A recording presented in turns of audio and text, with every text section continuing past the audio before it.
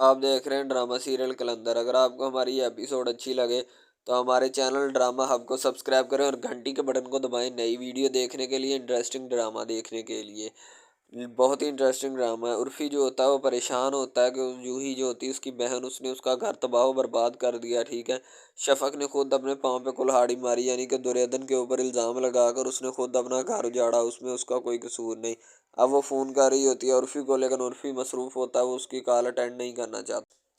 عرفی کو جو ہوتا ہے نا کال ملاتی، عرفی کہتا کیا بات ہے، طبیعت ٹھیک ہے شفق تمہاری، کوئی مسئلہ ہے، آنٹی کی طبیعت ٹھیک ہے، تمہیں پریشانی ہے کوئی؟ شفق بولو، شفق کیا مسئلہ ہے؟ عرفی کو پریشانی ہو رہی ہوتی ہے شفق کے بارے میں، لیکن شفق کہتی ہے اب عرفی کچھ بھی ٹھیک نہیں رہا، ٹھیک ہے، ہر ایک چیز جو ہے وہ خراب ہو گئی ہے، تباہ و برباد ہو گئی ہے۔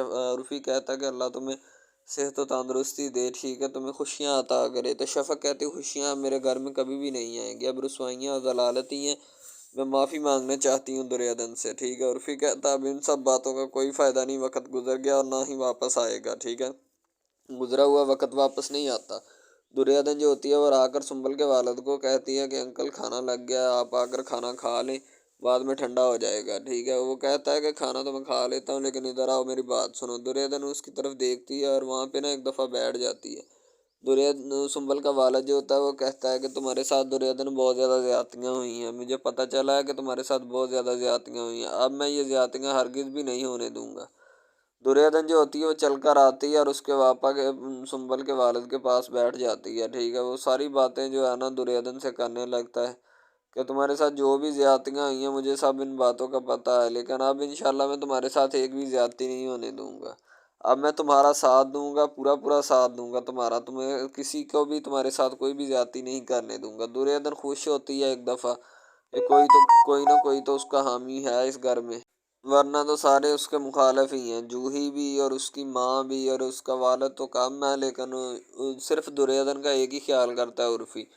اب شفق کو اپنا وہ والا زمانہ یاد آ جاتا ہے جب اس کی عرفی کے ساتھ شادی ہونے والی ہوتی ہے اور وہ اس کو کال ملائے ہوتی ہے۔ اب اس کی شفق کی نئی جگہ شادی ہو گئی ہے اور وہ سج دج کر دلہن بنی بیٹھی ہے، اور اس کا دلہا میاں جو ہوتا ہے وہ اس کے پاس آ کر بیٹھ جاتا ہے۔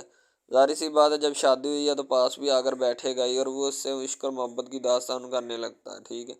شفق جو ہوتی ہے وہ اور ہی خیالوں میں کھوئی ہوتی ہے، پتہ نہیں کدھر گمسم ہوتی ہے، کیونکہ اس کو عرفی کی یاد ستا رہی ہوتی ہے اور اسی خیال میں وہ کھوئی ہوتی ہے۔ اس کا میاں کہتا ہے کہ او بی بی کدھر کھوئی ہے، اب ان سب باتوں کو چھوڑ دے، میں تھوڑا غیرت پسند آدمی ہوں، ٹھیک ہے۔ عرفی جو ہوتا ہے وہ پریشان ہوتا ہے کہ وہی شفق جو میرے ساتھ جس کی شادی ہوئی تھی آج وہ کسی اور کے گھر میں کسی اور کے پلنگ پہ بیٹھی ہے، اگر میرے ساتھ ہوتی تو کیا ہوتا۔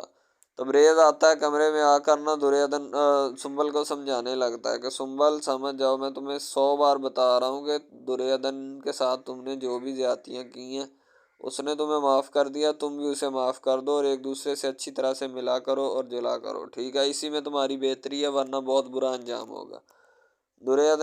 سنبل نا سن کے پریشان ہو جاتی، کہتی او اچھا اتنی تمہیں اس کی فکر ہو رہی ہے، تو مجھے بتاؤ پھر میں کیا ہوں، میں کون ہوں، میں تمہارے کس مقام پہ ہوں۔ تبریز جو ہوتا ہے وہ آنکھوں میں ہلکا سا آنسو آتا ہے اور اس کو سمجھانے لگتا ہے۔ تبریز کہتا دیکھو میری بات سنو، تمہارے ساتھ یہ جو میں نے شادی کی ہے نا یہ صرف اور صرف اپنے بڑے بڑے خواب پورے کرنے کے لیے کی ہے، میں صرف آج بھی عشق جو ہے وہ دریادن سے ہی کرتا ہوں۔ تو جب یہ بات سنتی ہے تو ایک دفعہ نا دھچکا لگتا ہے سنبل کو، تو سنبل جو ہوتی ہے کہتی اچھا میرے ساتھ اس لیے شادی کی تھی تو نے؟ اس کا والد بھی بیٹھا ہوتا ہے، اسے پتہ ہوتا ہے کہ سنبل نے جو ہے نا دریادن کے ساتھ بہت زیادہ زیادتیاں کروائی ہیں، وہ خواہ کسی سے ہی کروائی ہیں لیکن بہت زیادہ زیادتیاں اس کے ساتھ ہوئی ہیں، وہ خاموش رہتا ہے۔ تبریز جو ہوتا ہے پھر اس کو کہتا ہے کہ میں تمہیں اسی لیے کہتا ہوں کہ سمجھ جاؤ تو نے اس کے ساتھ بہت زیادہ زیادتیاں کی ہیں، اب میں اور زیادتیاں نہیں برداشت کر سکتا، میں نے صرف تمہارے لیے اسی مقصد کے لیے شادی کی تھی کہ میں نے جو اپنے بڑے بڑے خواب دیکھے ہیں نا ان کو پورا کر سکوں اور آسائشوں کے ساتھ رہ سکوں۔ سنبل جو ہوتی ہے وہ ڈاکومنٹس والا پورشن اٹھا کر اس کی طرف پھینکتی ہے تبریز کی، کہتا ہے اسے طلاق دو۔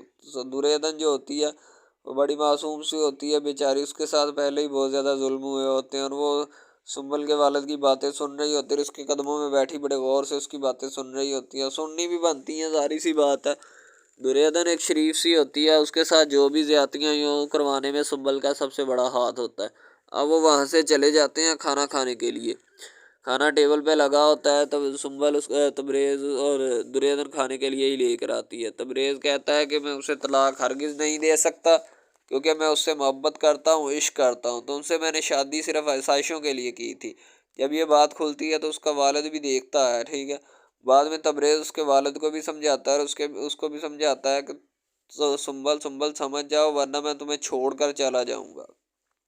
سنبل کے دل میں خیال آتا ہے کہ ہو سکتا ہے یہ مذاق کر رہا ہو مجھے چھوڑ کے۔ تبریز رونے لگ پڑتا ہے اور اس کے قدموں میں بیٹھ جاتا ہے جا کر اس کے پاس کہ تمہارے پاس ابھی بھی وقت ہے، میں تمہیں پیٹ پیٹ کر کہہ رہا ہوں کہ ابھی بھی سمجھ جاؤ ورنہ بہت زیادہ پچھتاؤ گی، میں تمہیں چھوڑ دوں گا۔ اب تبریز آ کر اس کا سنبل کے والد کے پاس بیٹھتا ہے اور اس کو سمجھانے کی کوشش کرتا ہے کہ مجھے معاف کر دیں، میں نے آپ کا نمک کھایا ہے، میں نے آپ کے پاس رہ کر آسائشیں سہولتیں حاصل کی ہیں، ٹھیک ہے، لیکن آپ کی بیٹی جو ہے نا وہ ضد پہ اڑی ہے، اسی وجہ سے میں اسے چھوڑ ڈالوں گا، بعد میں یہ مجھے مت کہے، ٹھیک ہے، کہ مجھے کیوں چھوڑا۔ تو میں اس کا والد جو ہوتا ہے وہ بڑا پریشان ہوتا ہے، وہ کچھ بھی نہیں کہہ سکتا۔ اب تبریز اٹھ کر جا کر سنبل کے پاس جاتا ہے اور سنبل کو سمجھانے لگتا ہے، لیکن سنبل ایسی مکار عورت ہوتی ہے کہ سمجھنے کا نام نہیں لیتی۔ پہلے تو اس نے پیسے کے بل بوتے پہ اس کو اجاڑا، ٹھیک ہے، اس کے بعد تبریز کو حاصل کیا۔ تبریز اب رو رہا ہوتا ہے، تبریز اس سے اپنی جان چھڑانا چاہتا ہے کیونکہ اس کو دریودھن کا احساس ہو جاتا ہے، احساس ہونے لگتا ہے کہ دریودھن بھی اس کی بیوی ہے۔ ظاہر سی بات ہے احساس ہونا بھی چاہیے، اس نے پہلے ہی اس کے ساتھ بہت زیادہ زیادتیاں کروائی ہیں۔ تبریز جو ہوتا ہے نا وہ وہاں پہ بیٹھا رہتا ہے، اس کا جو ہوتا ہے سنبل کا والد وہ کوئی بات نہیں اس لمحے میں کرتا، تو کیونکہ اس کی کرنی بنتی بھی نہیں ہے، اس نے جو بھی دریودھن کے ساتھ زیادتیاں ہوئی ہوتی ہیں اس نے اپنی آنکھوں سے دیکھی ہوتی ہیں، اس لیے وہ کوئی بھی بات نہیں کرنا چاہتا اور نہ ہی اس معاملے میں انٹرفیئر کرنا چاہتا ہے۔ ایک طرف اس کی بیٹی ہوتی ہے اور ایک طرف تبریز ہوتا ہے، وہ دونوں میں اگر بیٹی کا ساتھ دے تو تبریز سے مرتا ہے، اگر تبریز کا ساتھ دے تو بیٹی ناراض ہوتی بیٹی سے مرتا ہے، ٹھیک ہے۔ اب وہ پریشان ہو جاتی ہے کہ یہ کہیں واقعی مجھے نہ چھوڑ دے۔ سنبل پریشان سی لگنے لگتی ہے کہ اگر اس نے واقعی میں مجھے چھوڑ دیا تو میرا کیا بنے گا۔ تبریز کہتا ہے کہ چلو ٹھیک ہے تمہاری مرضی، اگر تم نے نہیں ماننا تو میں تمہیں چھوڑ کے جا رہا ہوں، میں اس کے ساتھ ہی جاؤں گا، یہ گھر گاڑی بنگلہ سب کچھ رکھو اپنے پاس۔ جب وہ دریودھن کے پاس آتا ہے، دریودھن کو آ کر بتاتا ہے تو دریودھن کے حلق میں جان آ جاتی ہے، جان میں جان آ جاتی ہے، کیونکہ دریودھن کو بھی اب اس کو بھی احساس ہونے لگتا ہے تبریز کو کہ دریودھن اس کی بیوی ہے۔ دریودھن جو ہوتی ہے نا وہ بیچاری اس کی جان میں جان آ جاتی ہے کہ اس کا احساس کرنے والا خاوند اس کے پاس واپس لوٹ کر آ چکا ہے۔ پہلے ہی اس نے ساس سہرے کے گھر میں رہ کر اتنی تکلیفیں اذیتیں برداشت کی ہوتی ہیں جس کا تقاضا نہیں لگایا جا سکتا۔ تبریز کہتا اپنا بیگ اٹھاؤ اور ہم یہاں سے چلنے والے ہیں، اپنے گھر چلتے ہیں، اس کو چھوڑ دیا ہے میں نے، یہ بے وفا عورت ہے، یہ مکار عورت ہے۔ تبریز اس کو دو چار ہلکی پھلکی سی وہ گالیاں تو نہیں بدزن کر کے وہاں سے اس کو دریودھن کو کہتا ہے بیگ اٹھاؤ۔ دریودھن نے بیگ پہلے ہی ریڈی کر کے رکھا ہوتا ہے، پتہ نہیں پہلے ہی پلاننگ ہوتی ہے جانے کی۔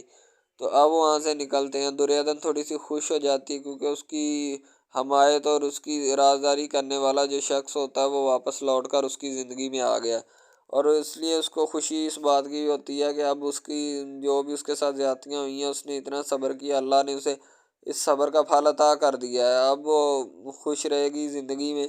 ہو سکتا ہے تبریز اس کا بہت زیادہ ساتھ دے۔ تبریز جو ہوتا ہے نا وہ جب وہ لمحہ یاد کر رہا ہوتا ہے جب اس کی اور تبریز کی نئی نئی شادی ہوئی تھی، وہ دونوں ایک دوسرے سے بہت زیادہ خوش تھے۔ بعد میں رشتہ داروں اور اپنوں کی مکاریوں نے یہاں اس نہج تک پہنچا دیا۔ سنبل کا والد جو ہوتا ہے وہ پریشان ہو جاتا ہے کہ تبریز چھوڑ کر چلا گیا، ٹھیک ہے، اب میں اسے کس طرح واپس لاؤں، واپس بھی نہیں لا سکتا، اور دوسری بات یہ ہے کہ دوسری طرف اگر میں اسے واپس لاتا ہوں دریودھن ناراض ہوتی ہے۔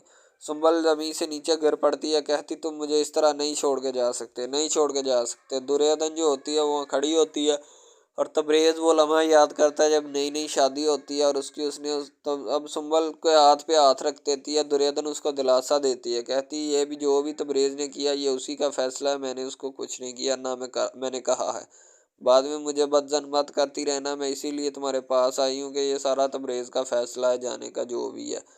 سنبل کا والد سنبل کی بچی کو کھلا رہا ہوتا ہے، کھلونے میں پکڑایا اور فیڈر اس کے منہ میں ڈالا ہوتا ہے۔